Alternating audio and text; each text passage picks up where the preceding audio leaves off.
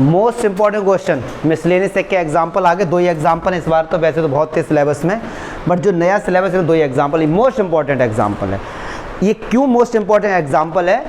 क्योंकि हम लोगों ने पैराबोला, एलिप्स और सर्कल के देख लिए, बट यहाँ पे स्ट्रेट लाइन के ऊपर है भाई साहब। मोस्ट इंपॉर्टेंट एग्जाम्पल अच्छे से समझेंगे। कह रहे find the area enclose by the this. एक तो इसका ग्राफ बनाओ और एक्स एक्सिस शामिल होनी चाहिए, और x बराबर -1 और x बराबर 1 इसका ग्राफ बनाएंगे, बड़े मज़े से बनाएंगे, तो समझ के अच्छे तरीके से। लेकिन एग्जैक्ट जो आंसर इसका सही से निकाल पाते वो तब निकाल पाते जब हमारे पास ग्राफ पेपर होता, उस पर और अच्छे से आता। तो चलो सबसे पहले y = 3x + 2 का ग्राफ कैसे बनाता है 9th क्लास में पढ़ के आए हम लोग। टेबल बनाते हैं और 2 कोऑर्डिनेट पता कर लो। एक बार रख दो भाई साहब x की जगह 0, क्या रख दो, x की जगह 0, तो ये पूरा पोर्शन क्या हो गया 0, y की वैल्यू क्या आ गई। एक बार रख दो आप लोग y की जगह 0, तो जब y की जगह आपने 0 रखा तो एक प्लस का 2 इधर आएगा, माइनस का 2/3, तो x की वैल्यू क्या आ गई -2/3।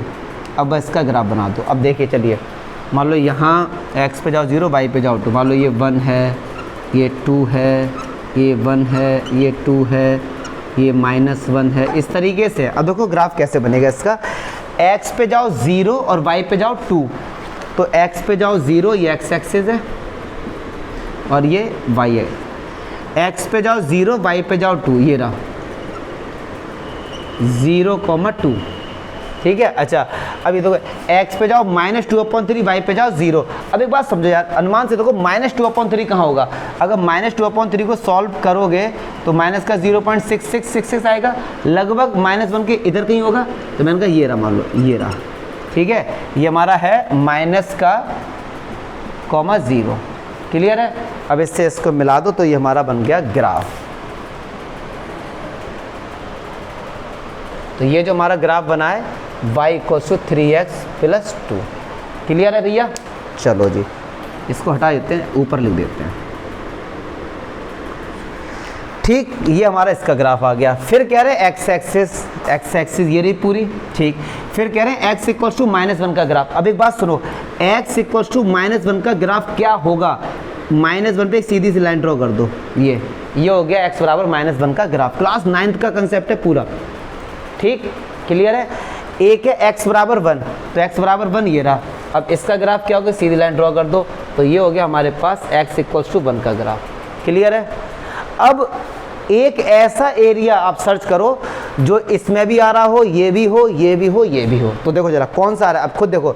एक तो ये रहा, ये वाला एरिया, ये इतना ये भी आ रहा है और इतना ये आपको ये एरिया फाइंड करना है, क्लियर है क्या। जो इनके बीच में देखो ये वाला जो एरिया है, इसमें ये भी लाइन आ रही है, ठीक है। x एक्सिस भी आ रहा है और x बराबर 1 भी आ रहा है, ठीक। और इस वाले में x बराबर -1 बना रहा है। ये एरिया और ये एरिया को ऐड कर दो पूरा, तो निकल के हमारा आ जाएगा, क्लियर है। अब देखो ये थोड़ा सा छोटा सा बन गया, मैं इतने स्ट्रिप लूँगा तो समझ नहीं आएगा, तो मैं इस वाले एरिया को इधर आपको बना के दिखा रहा हूँ, ठीक है। ये एरिया को इस तरीके से है, थोड़ा फील करेंगे। ये वाला मैंने इसको थोड़ा जूम कर दिया, ये मान लो बस आप है। और ये तो बड़ा इसका, तो इसी में ही दिखा देंगे आपको। अब एक बात सुनो यार, ये जो पॉइंट है ये वाला, इसके कोऑर्डिनेट क्या है -1,0, ठीक। और इसके कोऑर्डिनेट क्या थे -2,3,0, क्लियर बात है। अच्छा, पर इन्हीं से हमारा काम है, इसके कोऑर्डिनेट हमें ना भी पता हो तो भी चल जाए, कोई मीनिंग नहीं है। अब मैं इसका एरिया फाइंड करना है, क्या करते हैं हम लोग, एक स्ट्रिप लेंगे।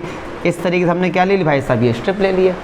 आप दिमाग में लेके चलो, ये x एक्सिस है, दिमाग में लेके चलना। और ये जो लाइन आ रही है, ये लाइन किसकी आ रही है, y = 3x + 2 की। मतलब ये आपको समझा रहा हूँ मैं ये। हाँ जी फ़ोन आ गया, हाँ जी बेटा घर पे चले जाओ, ठीक है, मैंने बोल दिया। लो आप बात कर लो, एक बार बात कर लो आप। चलो बेटा फ़ोन रख देना मेरे पे।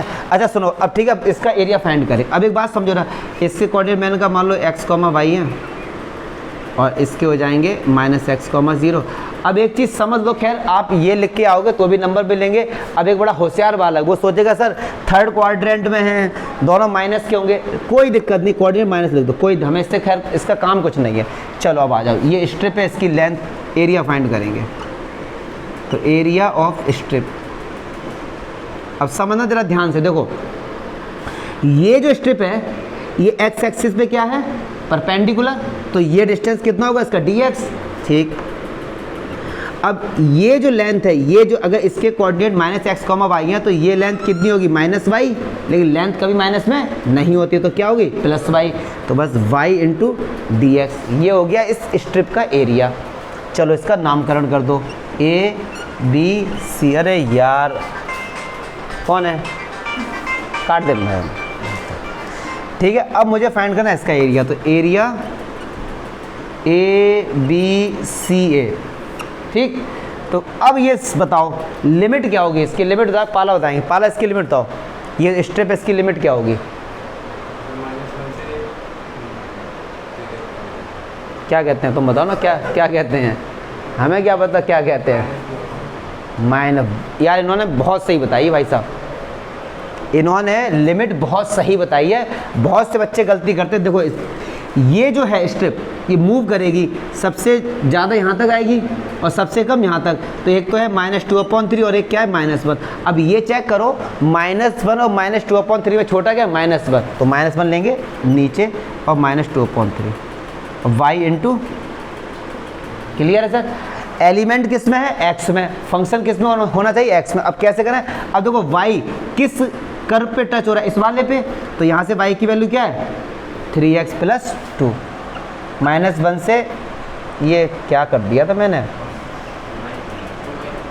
ठीक है, y की जगह क्या पुट कर देंगे 3x +, क्लियर है सर। ये तो एरिया निकल के आ गया इसका, चलो प्लस में, अब इसका एरिया तो यही निकाल लेते। अब यहाँ पे आप क्या लो, एक स्ट्रिप ले लो ये, ठीक, इसके कोऑर्डिनेट हो गए भाई साहब हमारे पास x, y, तो इसके हो गए x, 0। चलो इसका एरिया निकालो स्ट्रिप का, तो ये किस पे परपेंडिकुलर, x पे, तो dx हो गया, ये डिस्टेंस कितना हो गया जी y हो गया। अच्छा अब ये कहाँ से लेके कहाँ तक मूव करेगा, ये यहाँ से लेके यहाँ तक, तो -2/3 से लेके 1 तक, तो -2/3 से लेके 1 तक और y इंटू, अभी y किस पे टच है, इस पे, यहाँ से y की वैल्यू क्या है, बस ख़त्म कलेस, तो 3x + 2। और अब इतना तो यार इंटीग्रेशन पढ़ चुके हैं कि इसका भी निकाल सकते हैं और इसका भी निकाल सकते हैं, दोनों को क्या कर देंगे भाई साहब ऐड कर देंगे। अगर जिन बच्चों को दिक्कत हो, एक को मैं बता देता हूँ, देखो 3x का इंटीग्रेशन बताओ क्या होगा, 3x का इंटीग्रेशन,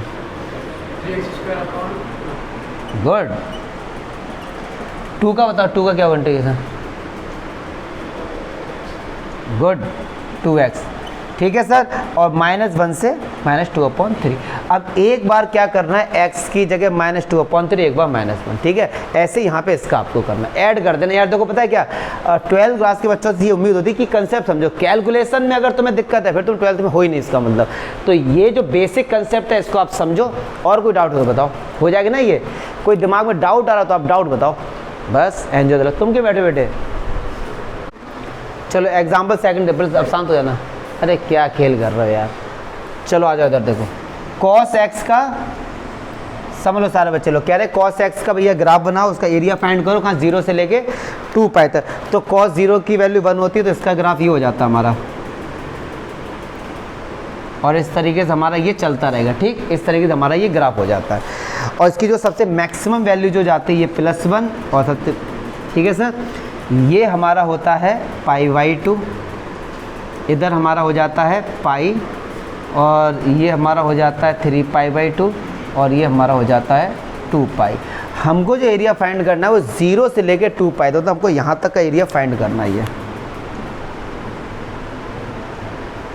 यहाँ से लेके ये तो हमको एरिया फाइंड करना। अच्छा अब इसका नामकरण कर दो, चलो O A B C D और E और ये F। अब देखना जरा ध्यान से, अगर मैं आपसे बोलूँ हमको एरिया फाइंड करना है, area OABO plus area BCD C D B, B C D B plus area D E F D, D E clear है।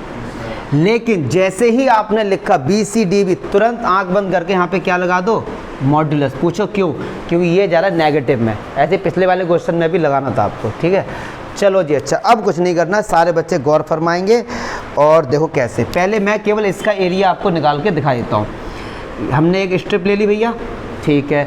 ये जो स्ट्रिप है किस एक्सिस के परपेंडिकुलर है, एक्स के, तो वो क्या होगा भाई साहब डी एक्स, और ये होगा वाई। और लिमिट देखो क्या है इसकी, 0 से लेके π/2 तक, 0 से लेके। अब नॉलेज के लिए जान लो, नॉलेज के लिए जान लो क्या, जो एरिया ये है वही ये होगा, वही ये होगा, वही ये होगा, ठीक है। क्योंकि सिमेट्रिक अबाउट एक्सिस होते हैं, तो कायदे में नियम कहता है ये वाला एरिया निकालो और 4 से मल्टीप्लाई कर दो, बात खत्म, सिंपल सा, ठीक है। ये वाला एरिया निकालो, 4 से मल्टीप्लाई कर दो।